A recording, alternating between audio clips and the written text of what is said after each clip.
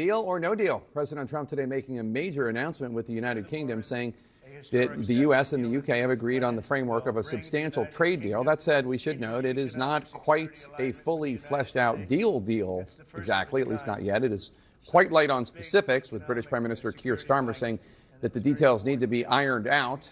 According to U.S. and U.K. officials who previewed the deal for CNN, it leaves in place the existing 10% universal tariffs that Trump placed on virtually all goods coming into the U.S. Still, apparently what has been negotiated creates something of a concrete pathway to a broader trade pact, which could offer some relief from these high tariffs threatening serious damage to the U.S. and global economies. The New York Times White House correspondent Maggie Haberman's in town. We're always lucky to have her when she's here. Thanks for joining us, Max. Good to see you. Good to see you. Trump has one trade deal done-ish. He loves to announce things. He still has dozens and dozens more deals still left to get done. Today, he said he's working on 3 of them right now. What sort of headspace is he in? How much pressure did he feel like he needed? How much pressure did he feel to make this call and announce something, given the fact that they've been saying for more than a week that they're right there about to announce something? Look, in terms of headspace, he's very happy with what they put out today. But it is notable, as you said, it has been a while since the pause went into effect and they were talking about trade deals coming quickly. The big question is going to be the China talks this weekend. But they are feeling as if this is a signal to other countries that there will be relief for them on tariffs if they forge some kind of a deal. This was low-hanging fruit. This was, I would say, actually something the Biden administration could have had in terms of a trade deal with the UK, and they just didn't want to for a variety of reasons. The UK has been eager for a deal, too. There is not a trade deficit with the UK. It says a trade surplus. So it's a little different than the other countries in question here.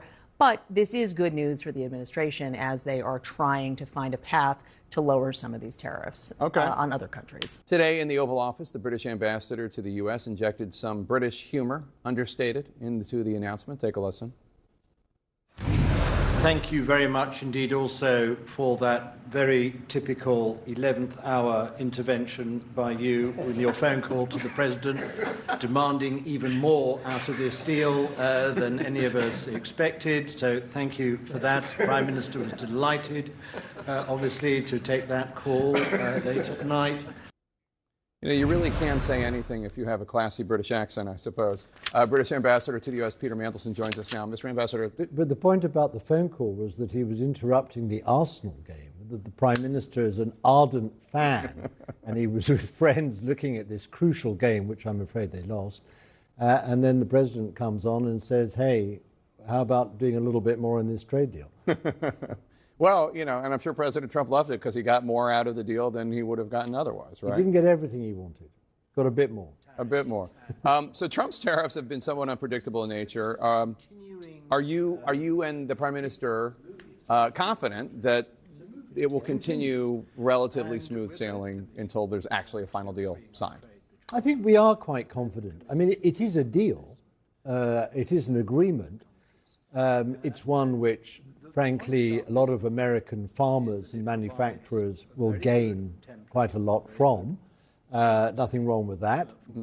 But we will also gain in Britain. So it's a fair deal.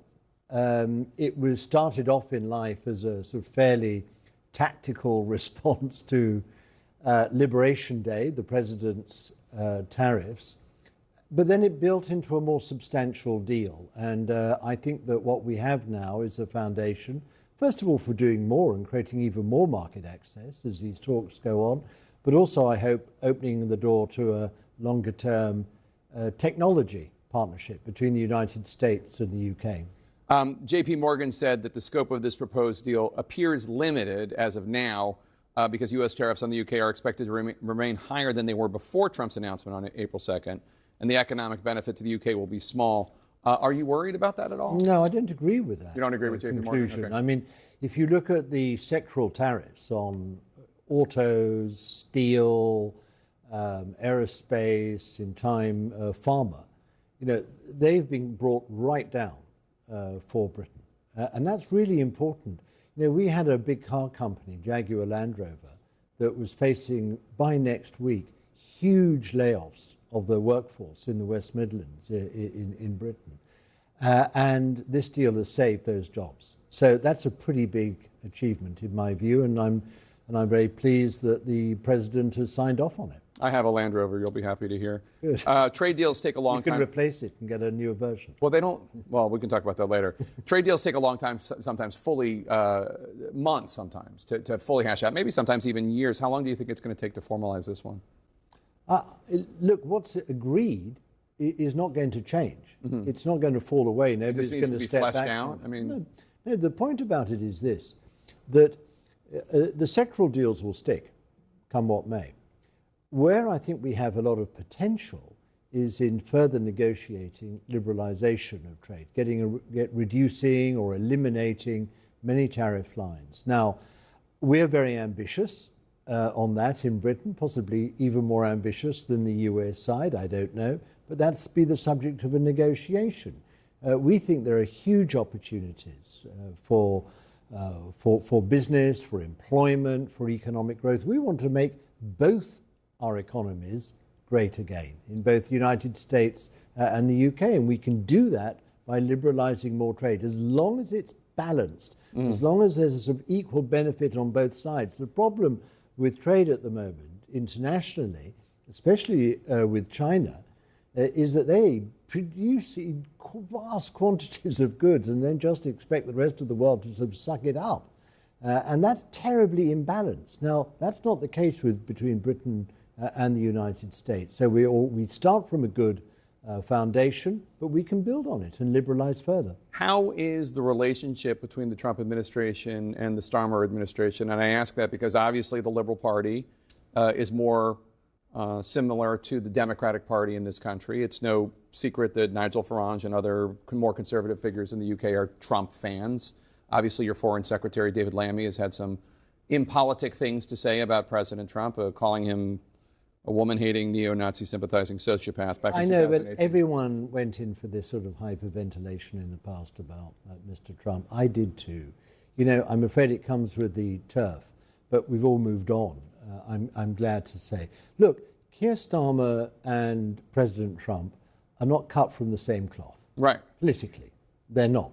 However, what's more important than that is that our national interests overlap and converge very considerably in the way we see the world and we see the threats, but also the challenges that we've got to address. But also at a personal level, they get along. Yeah. I mean, they talk to each other very straightforwardly, very naturally. I don't know whether they would go down to the pub or go on holiday together or whatever. Well, Trump doesn't drink, but I take your point. Well, he can have a lemonade.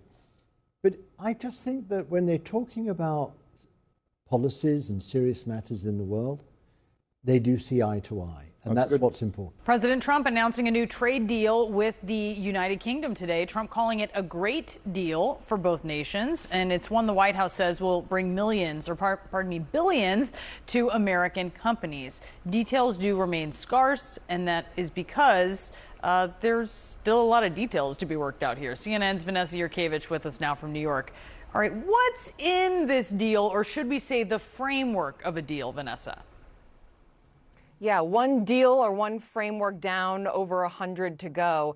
But this is a deal that was worked out with a key ally of ours, the United Kingdom. This is a country that the U.S. actually has a trade surplus with, meaning that the UK buys more from us than we get from them. But the president really in the Oval Office was promising that there was more to come, that this was just the beginning. Listen to what he said earlier today. Today's agreement with the UK is the first in a series of agreements on trade that my administration has been negotiating over the past 4 weeks. With this deal, the UK joins the United States in affirming that reciprocity and fairness is an essential and vital principle of international trade. The deal includes billions of dollars of increased market access for American exports.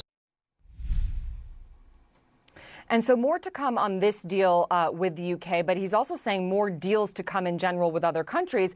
But specifically in this deal, here's what we know so far. There's about $5 billion in market opportunity for farmers and rancher producers, so much Much so that the UK is now agreeing to buy beef from the United States, something that they have not done previously. This is critical because farmers are losing a lot of money because China is not buying our soybeans right now because of those high tariffs. Also, the first 100,000 cars that come into the United States from the UK only getting a 10% tariff, not that 25% tariff. And then the US and the UK is now creating a sort of trade union for steel and aluminum where those items will be tariff-free. And then Rolls-Royce engines and other plane parts coming into the U.S. will not have tariffs on them. But Brianna, this is important because this is a framework that maybe other countries can look to, trying to understand what the president is looking for in these deals. As we know, the countdown is on to when that 90-day pause on those higher reciprocal tariffs run out. Other countries are probably watching this and starting to think about what they may be able to negotiate with the United States to make sure that they stave off those higher reciprocal tariffs that are set to go back into effect in July. Brianna? Yeah, as you said, the clock is ticking here. Vanessa Yurkevich, thank you very much.